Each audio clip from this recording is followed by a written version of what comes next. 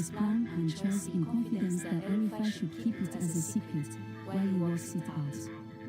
Buhari told the APC caretaker chairman, the governor of Yobe State, his choice, that they should start making arrangements on Jonathan's decamping to the APC. The chairman and some APC governors paid Jonathan a visit at his private residence to inform him on their plans. Because Jonathan was still a member of the PDP then, they have to look for a balance on how he can decamp without raising eyebrows. Jonathan personally asked for the assurance of the president about this and the party chairman on the promise because he doesn't want any disgrace. By then the press and some APC stalwarts were beginning to hear about the rumors. The press confronted is known to have a long memory and doesn't foster behaviors like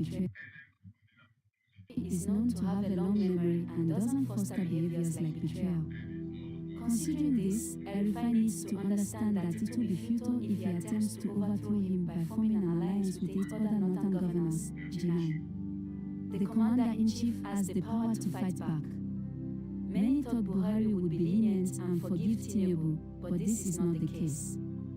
The Buhari I know does not show mercy and likes to laugh last. He's so sly, you don't even realize when he's playing a prank on you until it's too late. His laugh is always louder than anyone else's when all is said and done.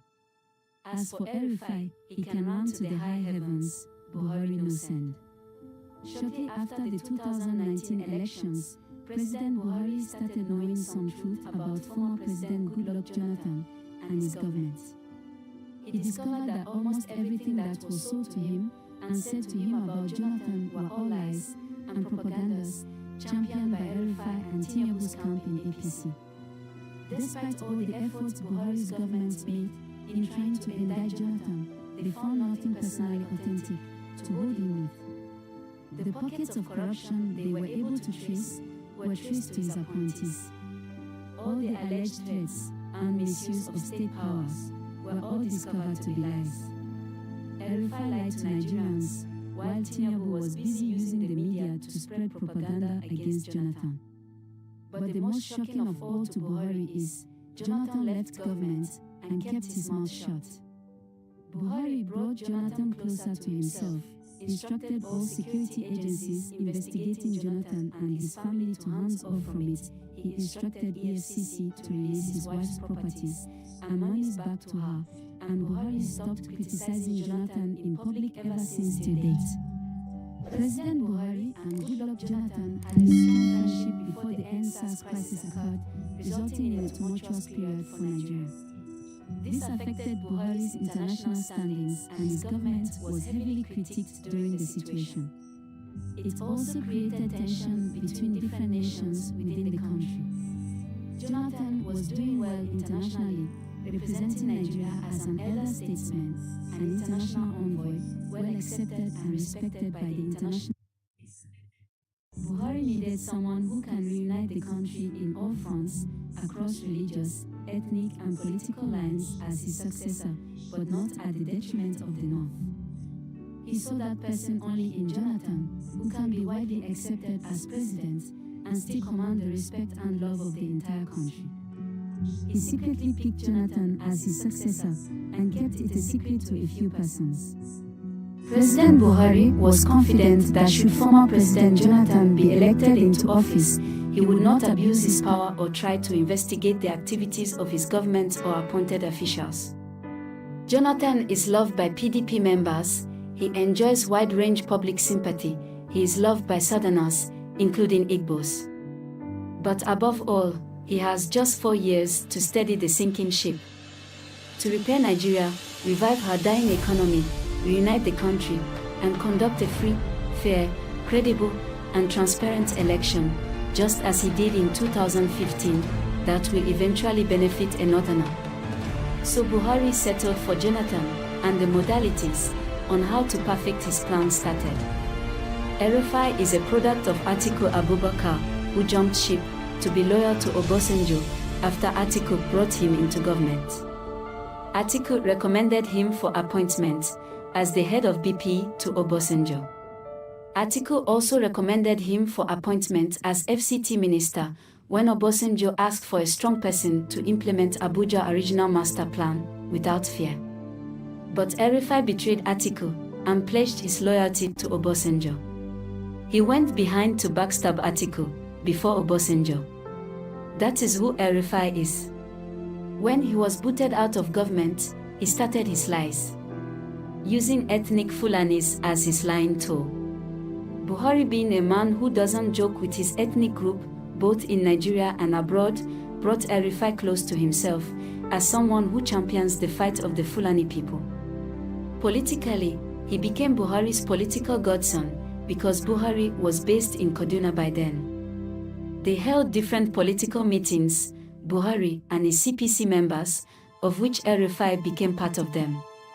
He kept lying every day about Fulani oppression in the hands of Jonathan's government. How Jonathan was killing Muslims and Fulanis. Lagos media and political structure now saw him as a very useful propaganda machine to be used. Both El-Rufai and Tinubu's camp sold all sorts of negative narratives against Jonathan's government.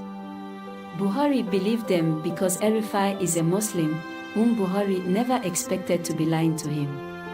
So when Buhari secretly settled for Jonathan, he told El-Rufai, his political godson, his plan and choice in confidence that El-Rufai should keep it as a secret while he works it out.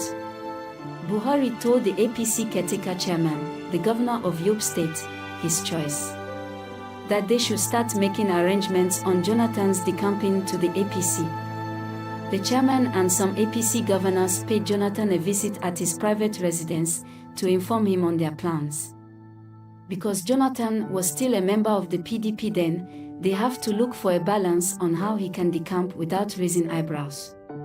Jonathan personally asked for the assurance of the president about this and the party chairman on the promise because he doesn't want any disgrace. By then the press and some APC stalwarts were beginning to hear about the rumors.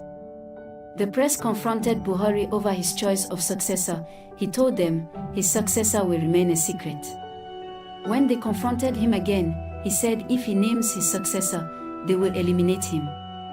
He was assured of the president's blessings, an extra assurance that his good reputation will not be trashed in the dustbin. For President Buhari to assure Jonathan about his promise, he promised Jonathan to make him a consensus candidate of the APC without primaries. So Buhari started to push for a consensus APC candidate whom he will handpick. When Buhari took his choice of successor serious, just as he did with the new APC chairman, whom he succeeded in handpicking, El-Rufai knew Buhari was serious and wants to make Jonathan president. El-Rufai decided to betray him by leaking Buhari's secret to Tinubu. As someone very close to Buhari, whom Buhari tells most of his secrets, Asiwaju Bola Ahmed Tinubu believed it and went on a media show to his Yoruba people to cry in Abeokuta, where he said Oyo and Emilokan. Now the plot to scuttle Jonathan's candidacy through negative media remarks started. Meanwhile, Buhari had set motion in place through his boys in government for people to protest to Jonathan's house to ask him to run for president. Unknowingly to Buhari, El-Rufai had sold out. The Buhari strategic team really did the soft work for Jonathan's smooth landing of the APC presidential ticket behind the scenes. They mobilized youths for a protest march to GJ's Abuja residence to beg him to come out and run for president, although it was prearranged.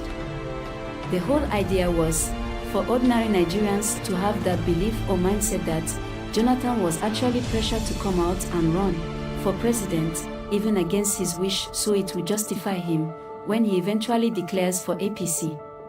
Still unknown to them, El-Rufai had other plans.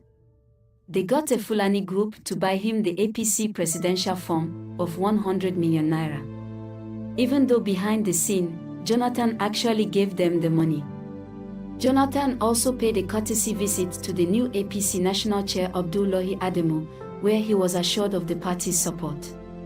El-Rufai was nursing the ambition to be vice president in 2023 if he can successfully plan a palace coup that can outsmart Buhari plan. He had Amici or Tinubu as his best bet to achieving that dream. So he opposed Buhari's selection of Jonathan as his successor. He fell out with Buhari's cabal members, kitchen cabinet. He led a rebellion against Buhari's choice of candidate, El-Rufai, alongside some governors. They insisted that there will be no consensus candidates. It must be party primaries or nothing. He was banished from the villa. They intimidated the president, they ridiculed him, to the extent Mr. President had to remind them that they all chose their successors at state levels, but they don't want him to choose his successor as president. He tried to convince them to see reasons with him, but no way.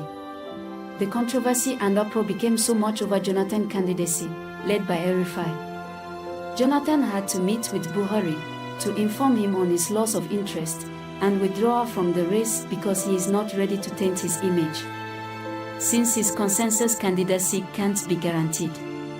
Jonathan left the picture quietly.